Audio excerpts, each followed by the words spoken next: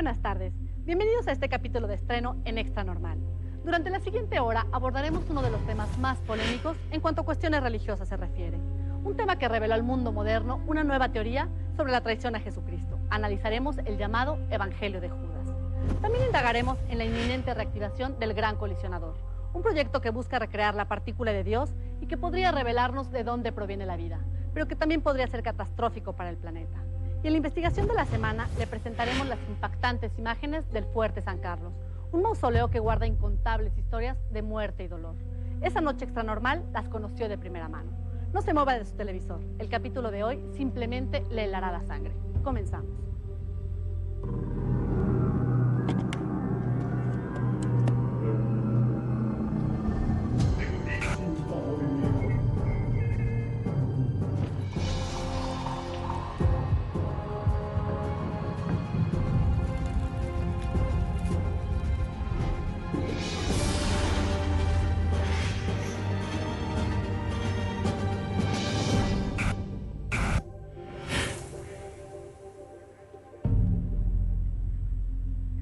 Antes de adentrarnos en las historias de este episodio, le presento a los invitados especiales del día de hoy.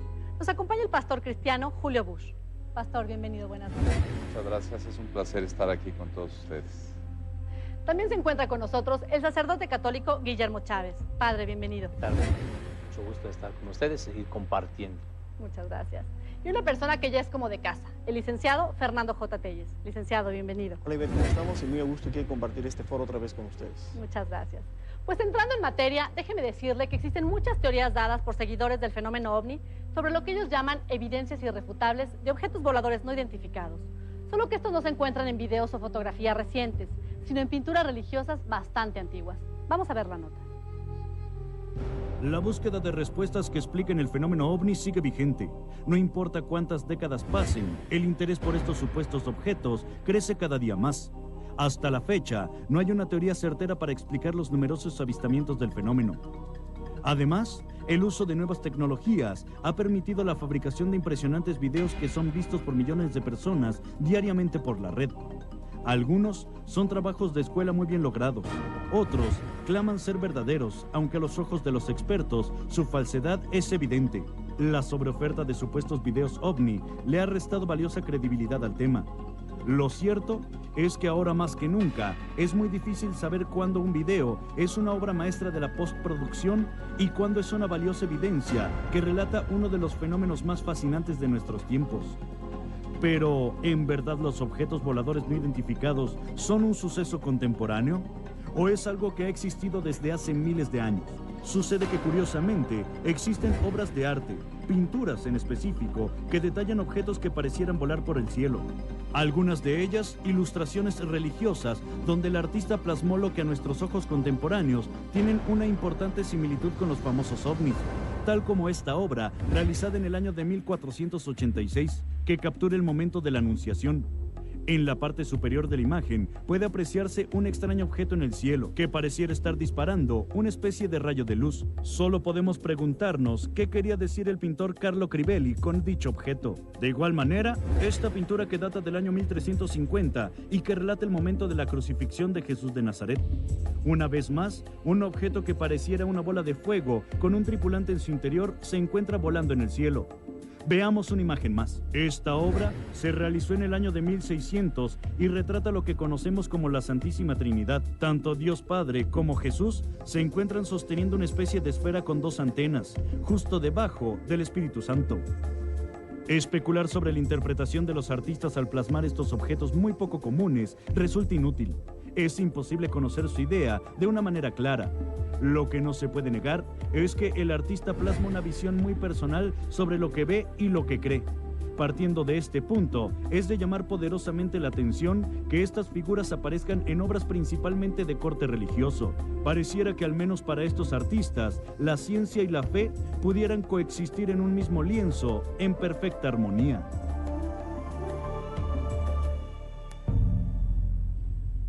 Licenciado, ¿cómo podríamos explicarnos esto? Yo pienso que esto es de los mayores enigmas que nos gustaría explicar de esta situación del fenómeno OVNI, que si bien contemporáneamente lo habíamos platicado aquí, pues hoy se habla de videos, se habla de fotos que pueden ser amañadas, digamos, por computadora, pero cuando encontramos una serie de cuadros o pinturas que datan de una época en donde no había tecnología, nada de esto, pues lo primero que uno puede pensar es que el pintor, por definición, puede ser impresionista, o sea, pinta lo que ve o pinta lo que alguien le dijo que vio.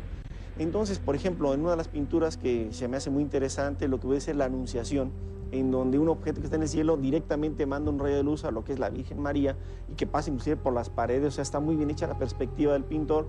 ¿Por qué hacer ese tipo de referente? Otra pintura, esto se encuentra en un monasterio en Checoslovaquia, que si lo podemos ver nuevamente, estas imágenes seguramente, vamos a ver que está el momento tan sagrado de la crucifixión. Y entonces se ven dos objetos que como que se estuvieran persiguiendo uno con otro. Hay uno que me llama mucho la atención, el que está a la izquierda, y perdón por la relación que tengo hacia lo que puede ser la cultura mexica, parece que trae una tilma, o sea, parece una tilma. Y luego los objetos tienen representaciones, no sé, de rayos, como si manejara una propulsión, y el que está a la derecha como que viene observando, volteando, como si lo hubieran persiguiendo. Porque no puede ser como unas ángeles, nubes, reflejos, ¿no es eso? No, pero podemos pensar que si los ángeles son los mensajeros de Dios, porque ángel es lo que significa, aquí viene la interesante connotación de por qué fue incrustado, pegado hacia lo que puede ser un icono religioso tan importante. Eso es importante, Sí. porque siempre se hace esa relación No de sé, los ovnis con lo Y religioso. es más, tú vas a una reunión, una fiesta, a cualquier momento, y siempre al hablar de ovnis caes en religión y viceversa, como que hay una raya de agua muy delimitada y que se llega a cruzar. Hay una pintura muy interesante también que se puede agregar a toda esta iconografía, que se llama La Natividad, de un pintor llamado Giotto de Bondone, en donde además de sacar el momento de lo que es el pesebre por todos conocido, se ve arriba lo que parece ser un cometa. Se ha dicho de que Giotto de Bondone lo que hizo fue representar o dejar del estereotipo de la estrella de Belén en cuanto a pintura y pintar lo que él había visto unos 3 años antes, un acercamiento del cometa Halley, o Halley, como le quieras decir, y que él quiso agregar esto como un adorno para hacer más representativa su pintura. Pero lo más interesante aquí a considerar, Ivette, es de que lo que estamos viendo en estas pinturas que son del siglo XVII hacia atrás, no podemos hablar de falsificaciones ni de que se hizo con la computadora, ni nada por el estilo. Estamos hablando de personas que además que tienen una fe férrea, válgase así decir.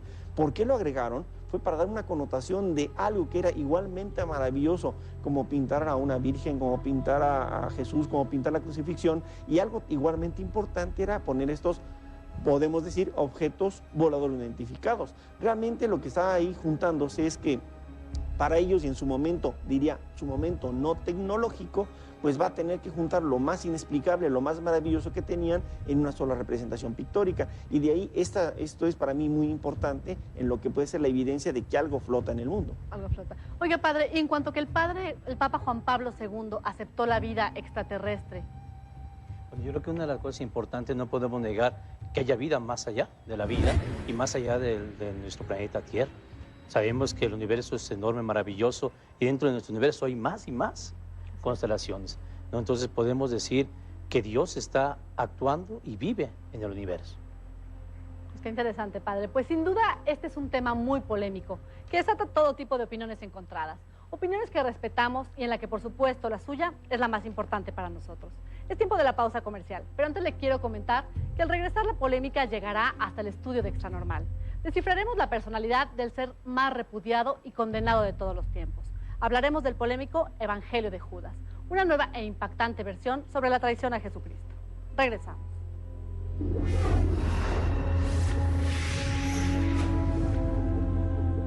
Miguel Ángel Cotto, campeón de los huevos.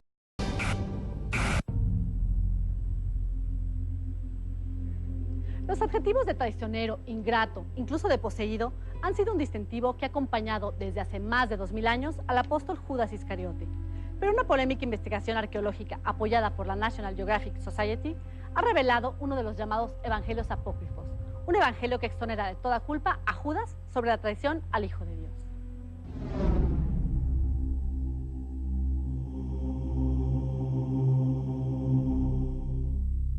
Desde sus inicios, las iglesias cristianas tienen como base principal los hechos relatados por 4 de los 12 apóstoles que acompañaron a Jesús de Nazaret durante sus últimos años de vida.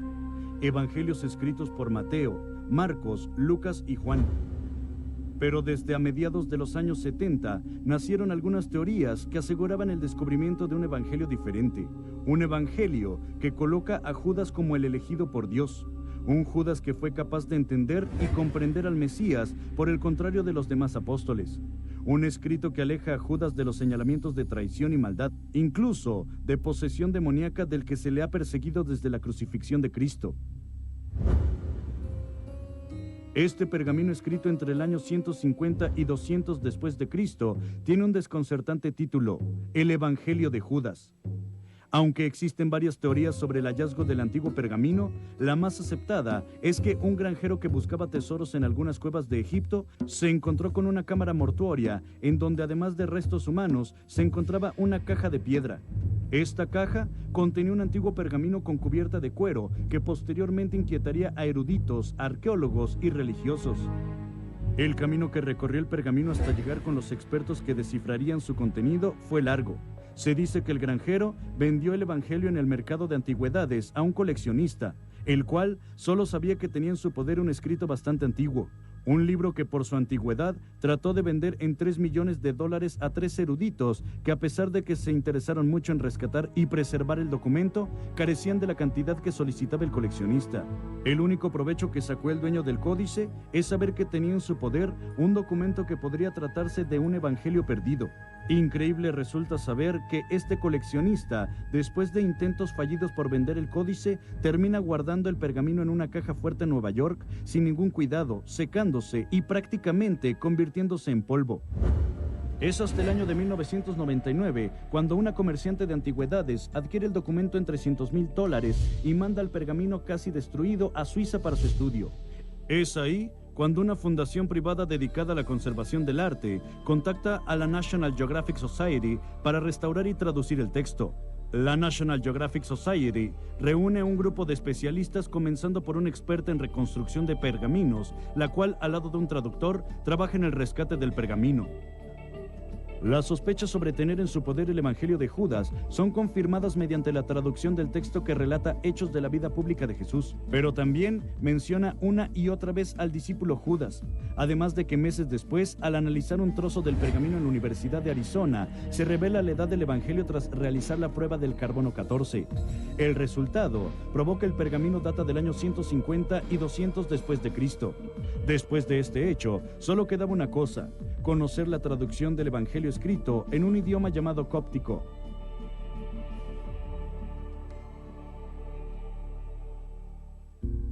Según la investigación de National Geographic Society, los 4 evangelios reconocidos fueron escritos entre los años 60 y 100 después de Cristo. Un personaje de esa época, llamado Irineo, es quien los valida y deja de lado a 26 evangelios que creyó que no tenían la suficiente cronología de hechos cristianos.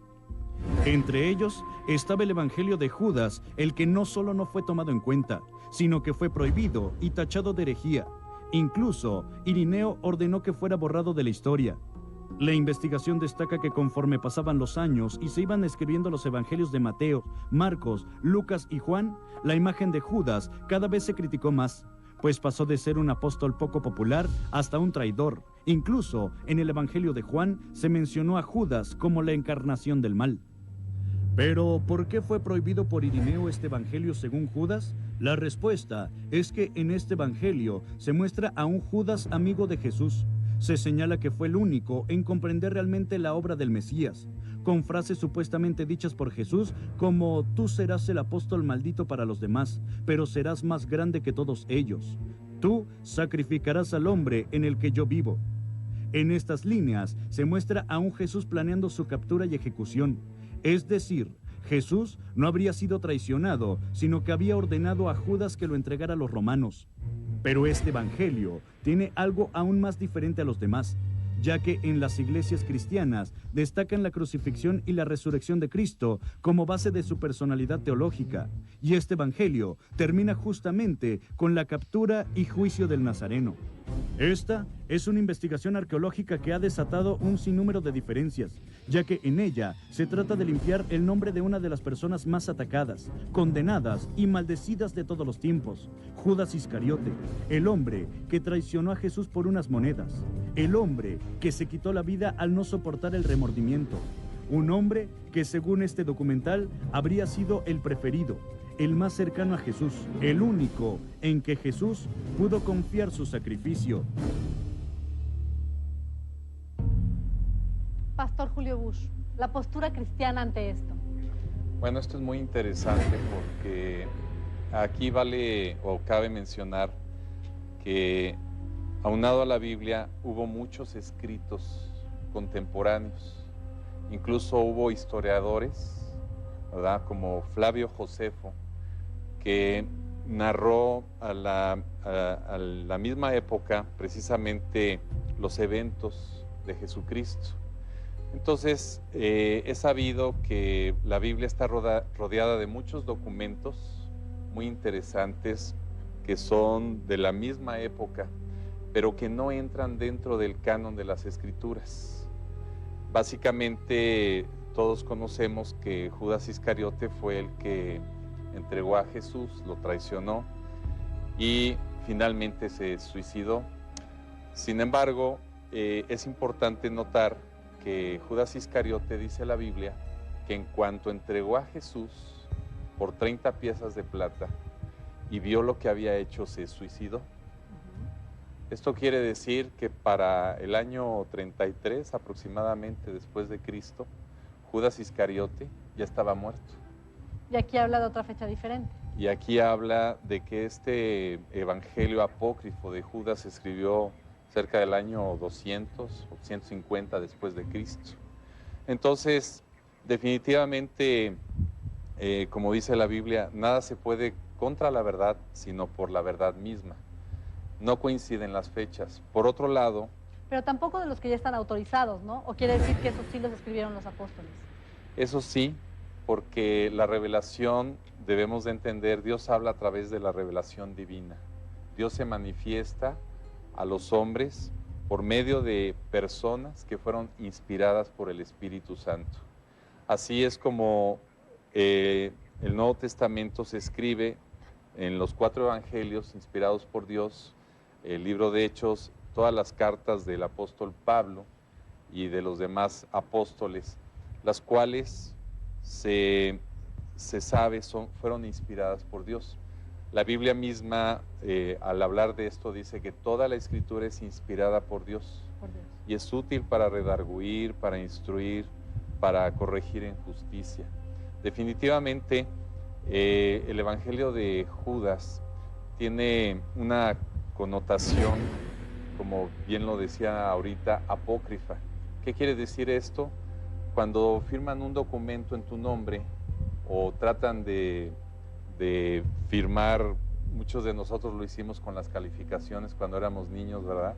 Poníamos la firma de nuestro padre, era una firma apócrifa. O sea, es decir, que podría ser alguien firmando como Judas sin ser realmente Judas. Exactamente. Podría ser una opción. Y el catolicismo, y sobre padre, todo, yo voy de acuerdo con el pastor en ese sentido, todo lo que habla de la revelación, pero sobre todo también entender y comprender que de un tiempo para acá se ha buscar, atacar, destruir una revelación, destruir una tradición, pero creo que ir a hablar de Judas es hablar de algo bien concreto y que también la iglesia lo dice, ¿sí? Sí, es el traidor, sí, pero sobre todo hay que entenderlo, como decía el Papa Benedicto XVI, apenas hace poco, el Jueves Santo, decía el Papa Benedicto XVI, fue el hombre que rechazó el amor de Dios. ¿Y eso quiere decir que está condenado Judas? No podemos decir, porque nosotros no somos jueces para decir está condenado o no está condenado Judas. Él pudo haberse arrepentido, ¿sí? Pudo haberse arrepentido y Dios, sobre todo que es amor, pudo haberle dado de verdad el perdón, ¿no? Pero hay que entender, él rechazó el amor de Dios. Le gustó más el dinero, el poder, el aparecer, Y por eso vendió a Jesucristo, el Maestro. Al maestro. ¿Sí? Después se da cuenta y entiende que se equivocó al mirar y a contemplar cómo en la pasión el Señor Jesús era llevado de un lado para otro. Es tiempo de nuestra segunda pausa comercial. Al regresar, todo lo que usted tiene que saber sobre el Gran Colisionador, un experimento que es catalogado como la gran amenaza para el planeta. Se sorprenderá al saber que a pesar de haber fallado, este millonario aparato nuevamente será reactivado.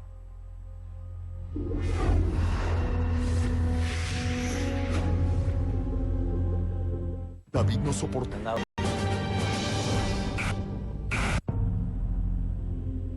Continuamos en Extra Normal. El año pasado, Extra Normal fue el primer programa en todo México que le advirtió antes que nadie sobre un experimento llamado el Gran Colisionador de Hadrones, un proyecto que busca crear la llamada partícula de Dios, con el riesgo de que en caso de un mal cálculo se podrían desatar eventos catastróficos para la Tierra. Meses después de darlo a conocer, el gigantesco aparato se activó, pero justamente debido a un mal cálculo, este tuvo que ser suspendido. Ahora Extra Normal le dice nuevamente que a pesar de todo, este experimento será de nuevo activado. Vea la siguiente entrega. Hasta la fecha, no es posible explicar con precisión el origen del universo, ese inmenso espacio de proporciones infinitas que guarda innumerables respuestas para todo científico a través de la historia. Una de las teorías más aceptadas por especialistas del tema es la del famoso Big Bang, un modelo científico que señala que toda materia se encontraba reunida en un solo punto. De manera repentina, tomó lugar una inmensa explosión, la cual expandió la materia, formando lo que hoy llamamos universo. Así, no son pocos los físicos que se han dedicado a buscar la primer partícula generada en el Big Bang. Algunos la llaman la partícula Higgs y otros más han decidido llamarla partícula de Dios, ya que aseguran que contendría la información con la que se escribió el universo entero. En teoría, pudiera escucharse relativamente sencillo. Todo lo que hay que hacer es imitar aquella gigantesca explosión y así obtendríamos la partícula deseada. De esta manera, la Organización Europea para la Investigación Nuclear ha construido una imponente maquinaria diseñada para emular la gran explosión, el llamado Gran Colisionador de Hadrones.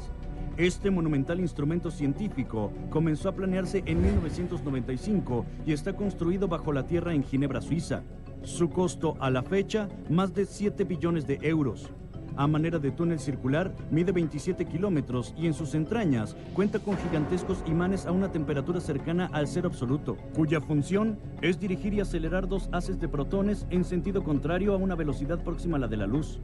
Al cabo de determinado tiempo, dichos protones se encontrarán de frente, provocando una poderosa explosión que simularía el Big Bang a una menor escala, y así obtener la llamada partícula de Dios. La polémica no se hizo esperar. El miedo general apunta a la gran explosión que busca crear la antimateria. Como se sabe, los resultados de dicha colisión son 100% teóricos, y al estar lidiando con un escenario nunca antes visto por el hombre, no es posible asegurar un comportamiento predeterminado. El reconocido físico nuclear Walter Wagner habló sobre el tema para Extra Normal. They have a belief that these things would be harmless, but there's no proof whatsoever for that belief. The risk that is involved is about 50-50 that something could go wrong. There's no real way to prove what will happen one way or the other, whether it will create a strangelet or a black hole that destroys the Earth or it won't. And that, to me, is an exceptionally large risk for the benefit, and there is no direct benefit for anyone other than a few people in academia who will have a slightly clearer understanding of what happens when you collide atoms together.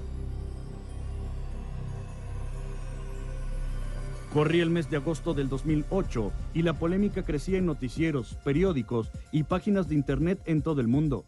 Miles de personas opinaban en internet acerca de los peligros de la pequeña gran explosión. Las comparaciones con profecías bíblicas y funestas catástrofes no se hicieron esperar. Desde desastres naturales hasta temibles hoyos negros que se tragarían la tierra entera, la especulación se daba en todos los niveles. El miedo contagió el mundo entero. Así, el 10 de septiembre del 2008, la maquinaria fue oficialmente encendida.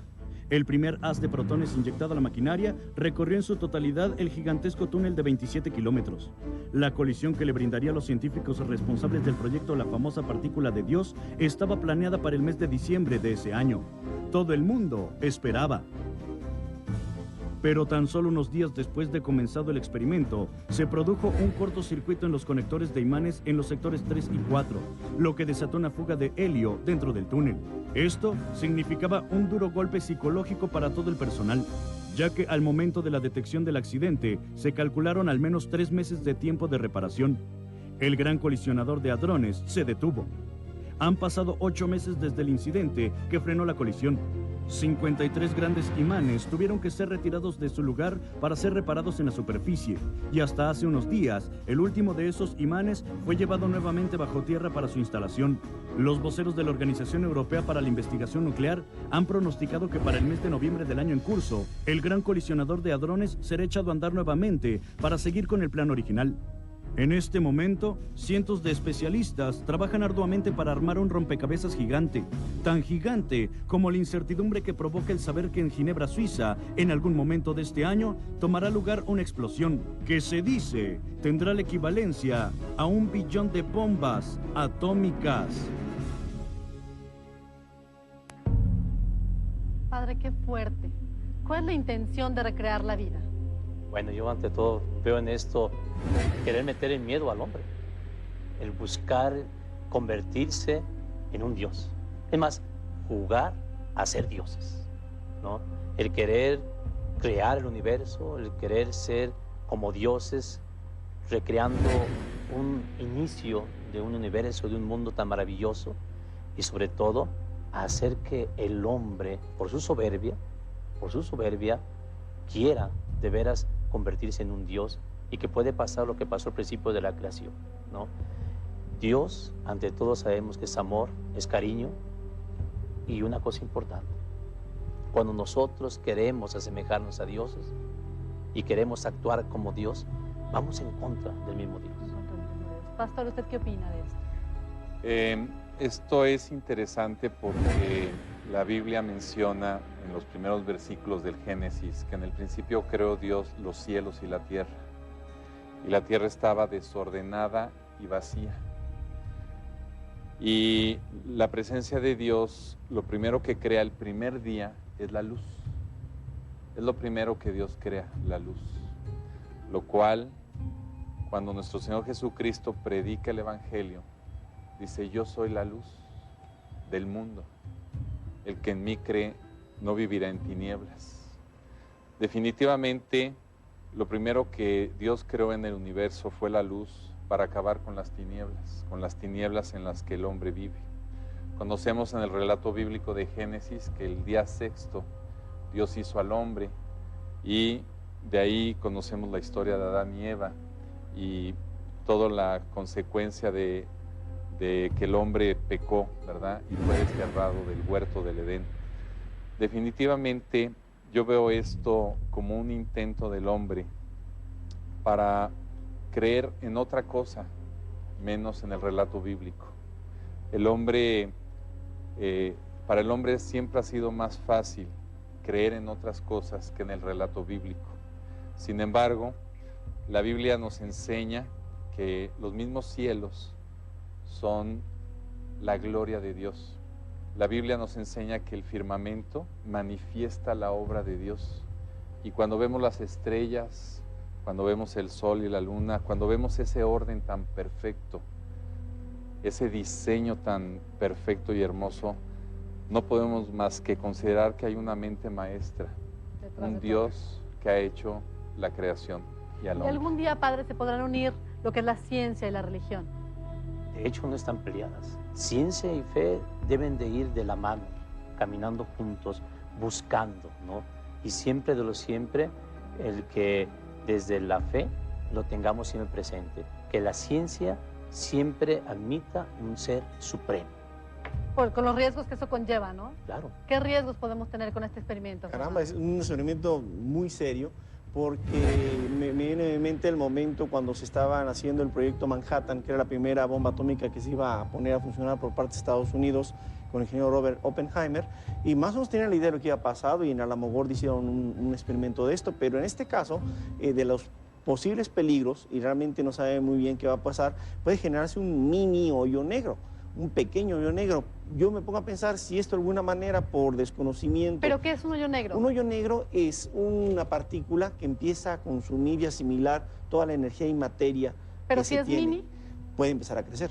Entonces, se ha especulado que si esto puede generarse en la Tierra, podría llegar de entrada a absorber al planeta Tierra, al sistema solar y buena parte de la Vía Láctea. Esto no es ciencia ficción. Vean ustedes en internet, en cualquier texto de astronomía, que es un hoyo negro, un agujero negro, y es una estrella que ha sido 10 veces más grande que el Sol, que en el momento que se acaba su combustible nuclear, al colapsarse y enfriarse, empieza a absorber todo lo que está cerca de él. Lo que ellos decían es que automáticamente se iba a reabsorber este hoyo negro. Sí, lo que pasa realmente es lo que empieza a desaparecer o absorber, mejor dicho, todo lo que es la materia. Y eso sí es peligroso, porque no hay forma de dar marcha atrás. Inclusive hablando de la antimateria y todo esto, y la partícula de Dios y la gran explosión, pues ha servido para hacer novelas como esta película que está ahorita en boga de Ángeles y Demonios. En resumidas cuentas, mi estimada Ivette, esto, más que decir vamos a reconstruir la partícula de Dios, uno tiene que ponerse a pensar tantos millones de euros, tantos cerebros que están ahí únicamente para hacer esto. Pienso yo que hay otras implicaciones que no sabemos de bien a bien qué son, pero sea como sea lo que van a hacer en noviembre, va a ser un motivo de una gran preocupación, y esperemos que el experimento tal cual lo plantean así suceda. Sepamos ante todo que no podemos jugar, ¿sí?, con los dones que Dios nos ha dado, la inteligencia, que esa inteligencia se puede utilizar para el bien de la humanidad, para construir la paz sobre todo. Así es. Pues esperemos que así sea, que todo salga bien. Tiempo de nuestra última pausa comercial. Les sugiero que no se mueva de su asiento, ya que al regresar será testigo de una de las investigaciones fantasmales más impactantes de Extranormal. Conoceremos la horrorizante historia del Fuerte San Carlos en Veracruz. Regresamos.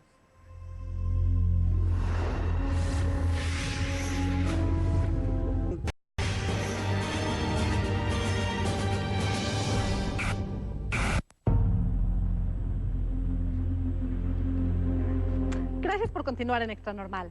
Es tiempo de presentarle la investigación de la semana. Nuestro equipo de investigación se trasladó hasta Perote, Veracruz. Es ahí donde se erige poderoso el Fuerte San Carlos, una edificación que abriga historias de muerte y dolor. Lo que sigue simplemente lo dejará atónito. Este mausoleo es el Fuerte de San Carlos, ubicado en medio de la sierra en Perote, Veracruz.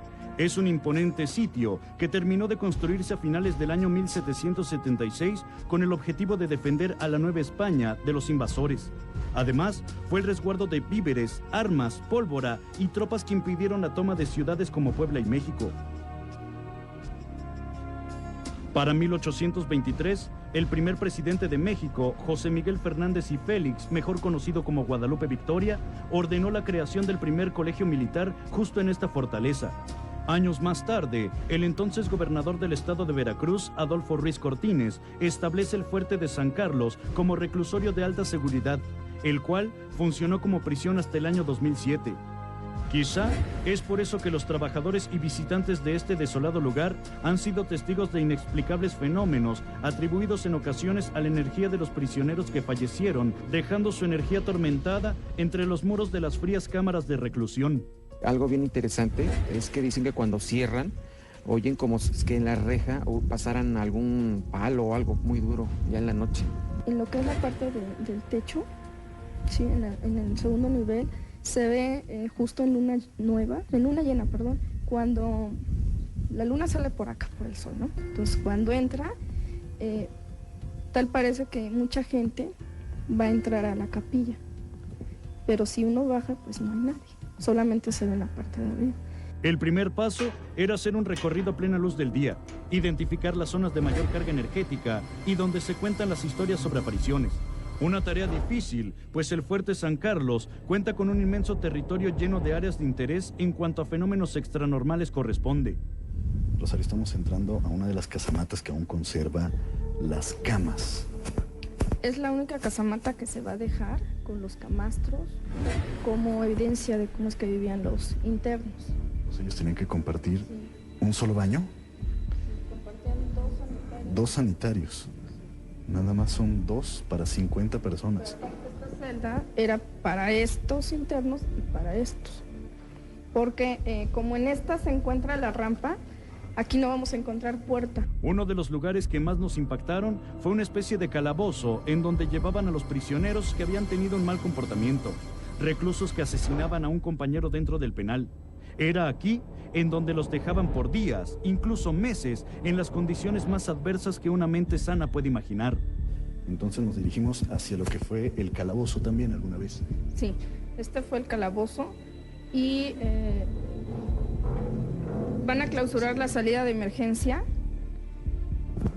Entonces, las aguas negras van a ir aumentando, ¿sí? Hasta que al interno le van a reducir espacio y podría quedar hasta ahí. El interno que estuvo más tiempo aquí sin salir absolutamente para nada y herido fue una persona estuvo más o menos año y medio. Era escalofriante recorrer los interminables pasillos y las frías celdas del desolado fuerte de San Carlos.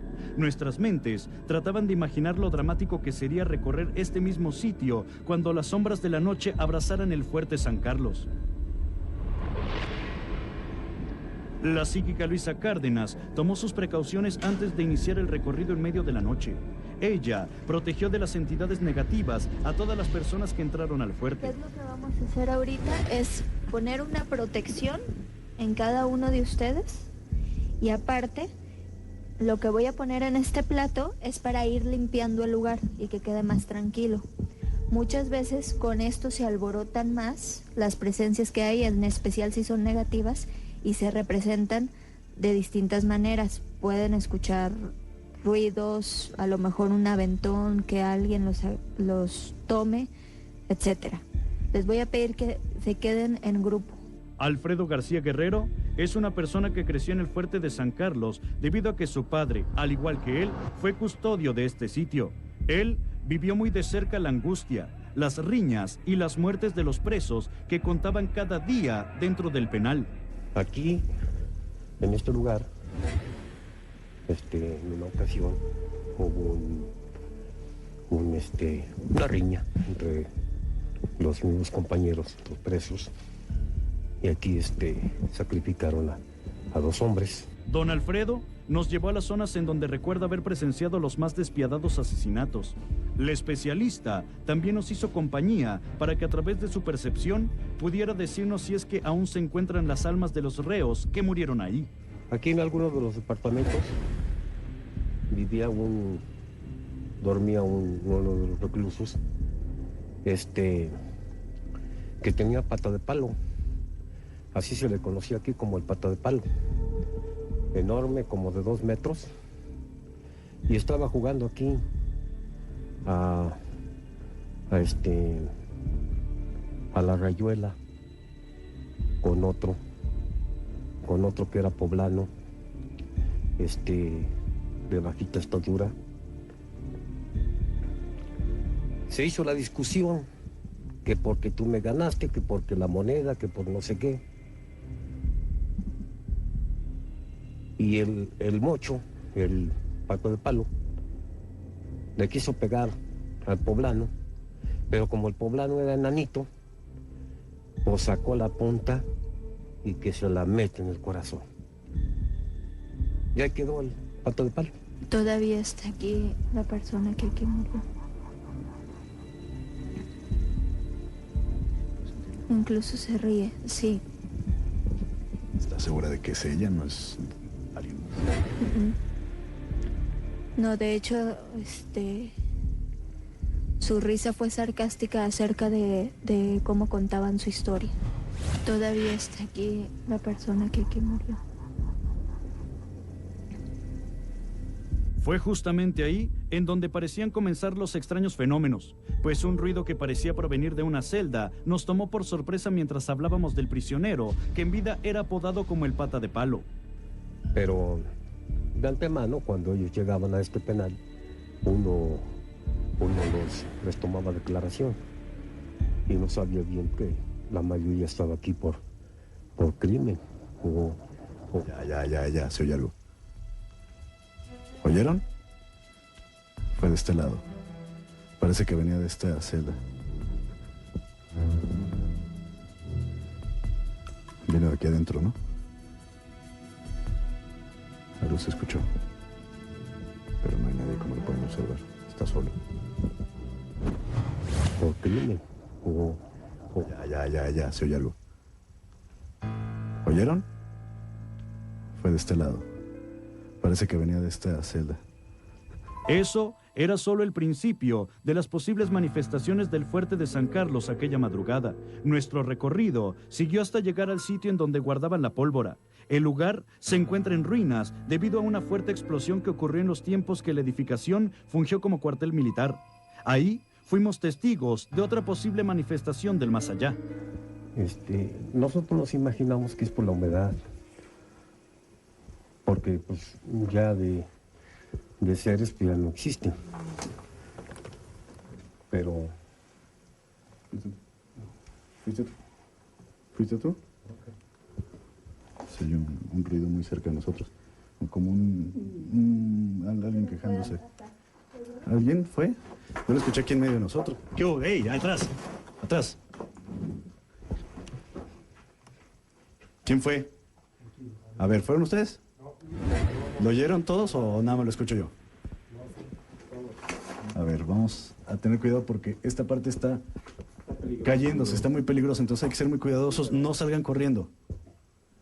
Entonces, vamos al fondo a ver si vemos que era algún animal o algo lo que provocó ese ruido. Luisa, ¿qué fue? Ya empezaron con las manifestaciones. ¿Qué es lo que pasa? En este lugar hubo muchísimo sufrimiento y maldad. Y aparte de eso, estamos intentando limpiar el lugar.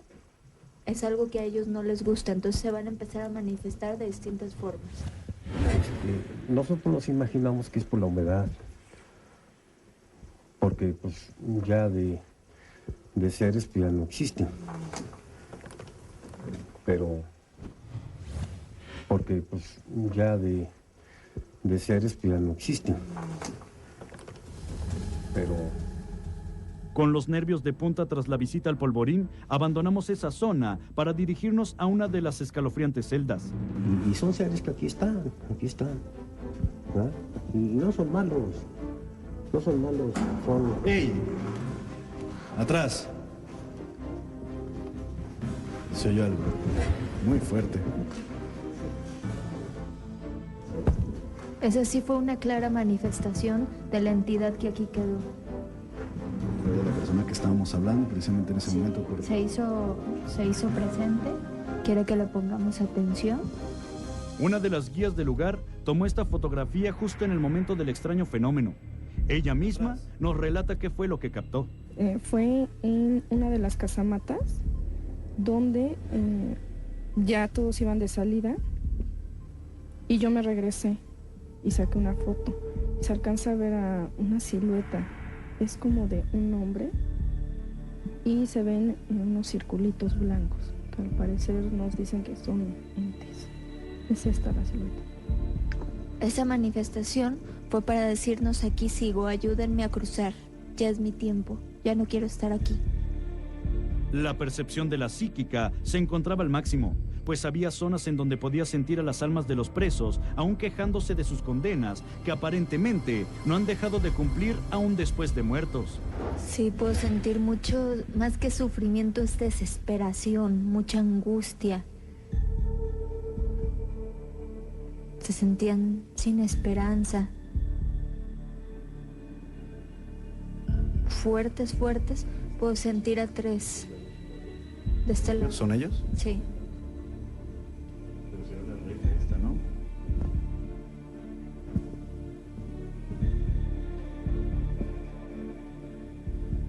No podíamos abandonar el fuerte sin regresar nuevamente a la celda en donde se encontraban los presos que estaban infectados con el virus del SIDA. Una habitación que se caracteriza por la extraña sensación que se produce al estar ahí. Me siento intimidado. ¿Por qué? Incluso están todavía sobre su cama. Luisa, ¿qué pasa? ¿Oyeron eso? ¿Oyeron eso? ¿Eso? ¿Oyeron eso? ¿Oyeron o no? ¿O yo lo oí nada más? Fue como una voz, pero fue una voz así como que no estaba aquí, estaba no sé, a través de algo. ¿Tú la escuchaste? ¿Sí la captaste? ¿Oíste qué dijo?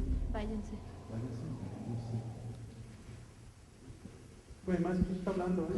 ¿Sigue hablando? ¿Tú lo escuchas? A ver. Durante nuestro recorrido, nos encontramos con un sitio interesante y a la vez paradójico, pues la habitación que perteneciera alguna vez al primer presidente de México, Guadalupe Victoria, se convirtió en una celda más de esta imponente fortaleza. Guadalupe Victoria fue velado en esta capilla, en donde también se celebraban eventos religiosos de los presos. Un sitio que quizás aún guarda la energía de los prisioneros que se acercaban arrepentidos de sus actos, implorando perdón al Creador. Y es aquí en donde nuevamente ocurrió algo extraño que nos tomó por sorpresa aquella madrugada. Aparte, traían en aquellos tiempos a los cuerpos después de que morían, ya sea por causas naturales o que eran asesinados. Y muchos aún pertenecen aquí, ¿no? Veo en las bancas. ¡Ey, allá! ¡Acá! ¡En los dos lados! ¿Se oyó primero allá? ¿Algo cayó? ¡Qué miedo! Las entidades ya están muy molestas porque estamos irrumpiendo en todas sus áreas. De este lado hay algo. Hay un... ¿qué es? Un foco.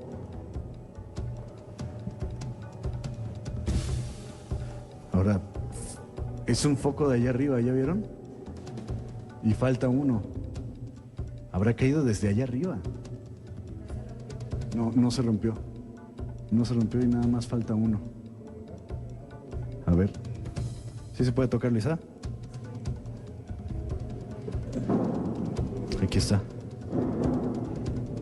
Es uno igual a los que están allá arriba. Tiene el mismo tamaño, están igual de chicos, vean. Son focos pequeños, han de ser focos especiales para estos candelabros. Lo curioso que es que al mismo tiempo arrojaron algo o se abrió la puerta de allá, no sé exactamente qué habrá sido. Luisa, ¿qué vamos a hacer en este lugar? Quiero dejar esta vela como ofrenda y como luz para todos los que aquí penan y que alcancen la paz que están necesitando. La vamos a dejar sobre el altar. Que se abra un portal para que ellos puedan hacer el cruce finalmente y que quede limpio este sitio. Muy bien, esperemos que así sea y nosotros de esta manera es como finalizamos la investigación de esta noche en el Fuerte de San Carlos, en Perote, Veracruz.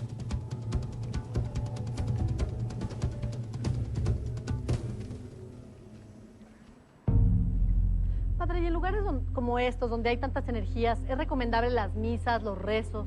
Pues más que recomendar de las misas y los rezos, ante todo hay que buscar que la gente esté limpia de malas vibras, de malos pensamientos, pero sobre todo vale la pena pastoralmente hacer una bendición del lugar, ¿sí? ¿Como un exorcismo del lugar? Pues más que exorcismo es una bendición, son unas oraciones especiales para pedir que Dios esté en ese lugar.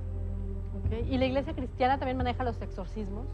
Bueno, básicamente la Biblia habla de endemoniados, personas que su voluntad quedaba expuesta al control completamente del demonio.